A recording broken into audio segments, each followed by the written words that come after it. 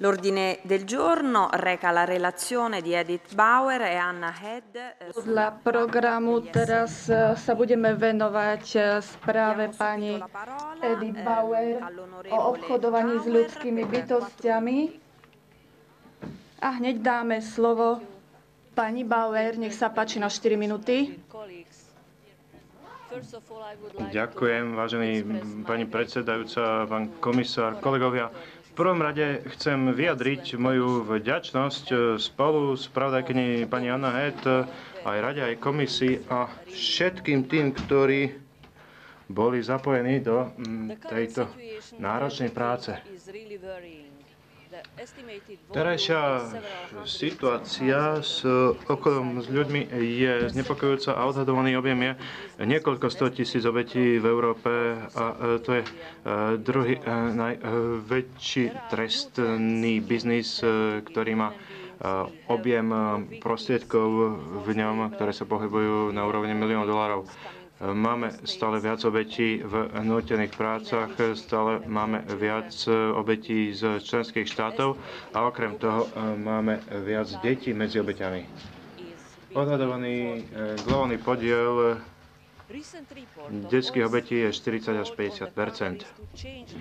Nedávna správa OBSE vyzýva krajiny, aby zmenili svoje posudzovanie obchodu s ľuďmi ako krajového javu a miesto toho, aby ich povzbudili a podnetili k tomu, aby to uznali ako masívne moderné otroctvo.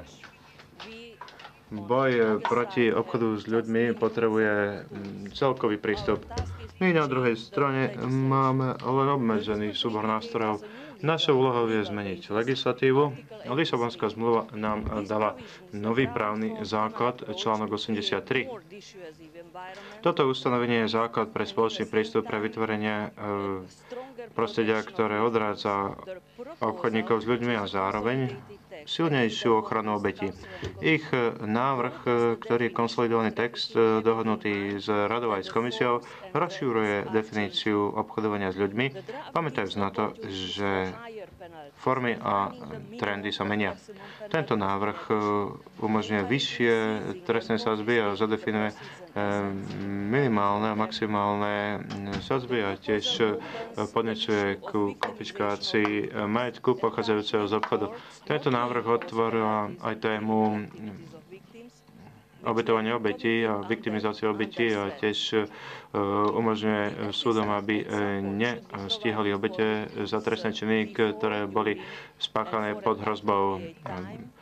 Pomoc sa má poskytovať obeťam pred, počas a aj po trestnom konaní, zatiaľ čo asistent a podpora a pomoc týmto obeťam nezávisí od toho, že tieto obete budú ochotné sa zúčastniť trestného konania. Tento návrh tiež vyzýva k silnejšej ochrane detí počas vyšetrovania. Tento návrh smernice tiež má ustanovenie o Európskom koordinátorovi proti obchodu s ľuďmi, ktorý by mohol v budúcnosti prispieť ku komplexnej a dôslednejšej a koordinovanejšej politike proti obchodu s ľuďmi. Ďakujem pekne. Myslím, že tento nástroj, táto smernica sa stane veľmi dôležitým nástrojom boja proti obchodovaniu s ľuďmi a proti tomuto modernému otroctvu. Chcem skutočne úprimne poďakovať obom spravodajkyniam, pani Bauer aj pani Head. Skutočne ich práca je veľmi dôležitá a získala si podporu všetkých politických skupín. Ešte raz ďakujem a odovzdávam slovo.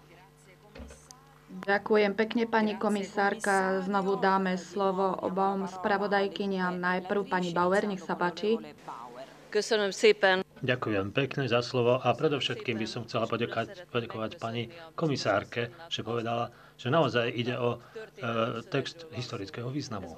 Naozaj tomu asi tak je, pretože vďaka Lisabonskej zmluve poprvýkrát prinášame takú smernicu, ktorá má aj trestnoprávny dosah. A je to ozaj významný krok vpred. Aj v tom zmysle, že vlastne ani jediný páchateľ v tejto oblasti trestnej činnosti by nemal ostať nepotrestaný.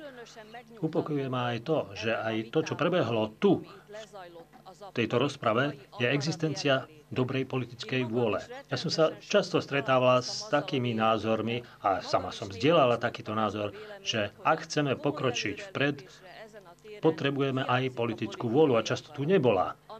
A práve dnes som tu bola svedkom práve opačného javu a veľmi som vďačná všetkým kolegom, že tu je tá politická vôľa pre boj proti obchodovaniu s ľuďmi. Dostali sme 2 pozmeňovacie návrhy a chceli by sme ešte poprosiť kolegov, aby to vlastne nepodporili, pretože chcú vlastne minimalizovať tresty a ďakujem taktiež veľmi pani Cavele, že chce opak, aby sa sprísnili tresty. Mojím presvedčením je, že toto je veľmi významný krok a potom samozrejme ešte musia prísť následné kroky. Máme dočinenia práve s veľmi významnou oblasťou trestnej činnosti. Určite sa nám nepodarí zvládnuť úplne všetko, ale mnoho by sme dokázali urobiť, pokiaľ by táto smernica vstúpila do platnosti. A myslím, že ešte vo všetkých oblastiach nedozrel čas, ale vidím, že tu už sa uberáme správnym smerom. Myslím, že musíme taktiež právne vytýčiť aspekty, ktoré sa týkajú páchateľov, ktorí prichádzajú z tretích krajín a dostávajú povolenie na trvalý pobyt. Takže bude treba pozrieť sa aj na povolenia na dočasný pobyt. A v podstate, aby smernica bola konzekventná aj v tejto oblasti. Ďakujem vám všetkým za podporu.